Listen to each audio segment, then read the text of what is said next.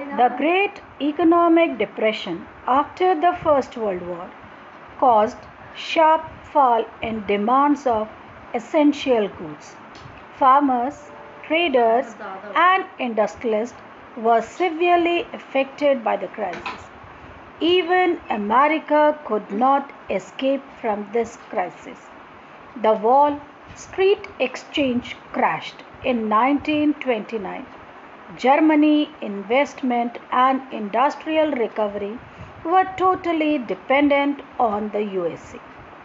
Over the next 3 years, that is between 1929 and 1932, the national income of the USA fell by half. Over the world, the German economy was severely hit by the economic crisis. By 1932, industrial production was reduced to 40% of the 1929 level. This affected not only the economy but also it affected the lives of common people and their living standards. Now, let's see the main effects of recession on Germany. Workers lost their jobs or their wages were reduced to half. The number of unemployed people increased to 6 million.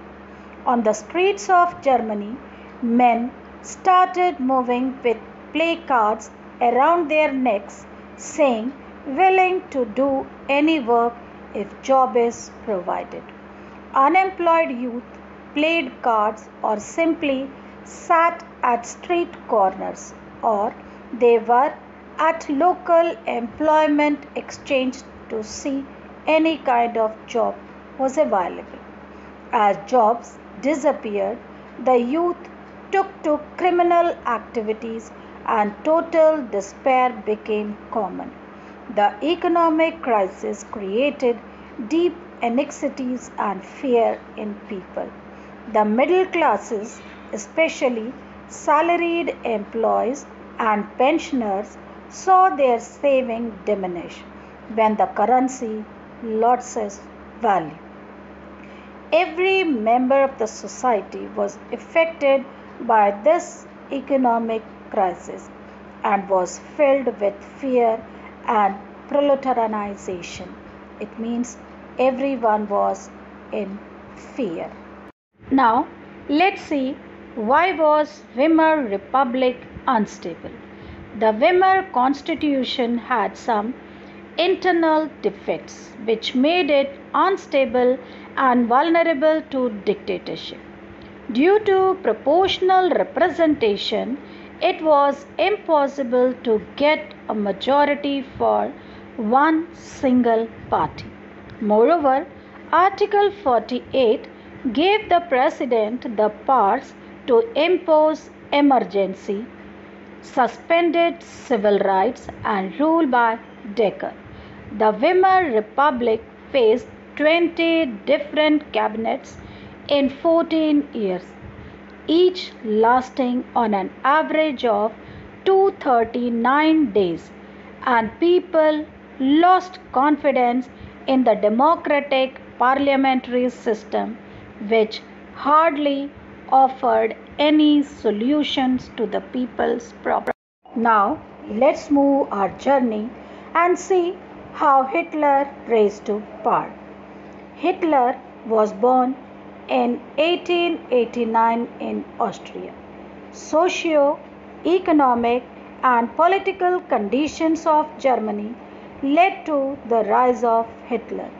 After Versailles Treaty, he joined Germany Workers' Party in 1919, which was later renamed as National Socialist German Workers' Party. It was later known as the Nazi Party. In 1923, Hitler planned to seize control of Bavaria, much of Berlin, and capture power. He was arrested, tried for treason, and later released. After 1929, banks collapsed, business shut down, and people lost their jobs. In this situation of despair, Nazi propaganda gave hope of a better future to the German people. In 1928, the Nazi Party got only 2.6% vote in the elections to the Reichstag, the German parliament. By 1932, it had become the largest party with 37% votes. It means he got majority of votes and became a ruler. Now, let's see the promises made by Hitler. Hitler was a powerful speaker. His passionate speeches about the fatherland and promises inspired German people. He promised to build a strong nation, undo the injustice of the Versailles Treaty, restore the dignity of the German people, and create opportunities for unemployed people.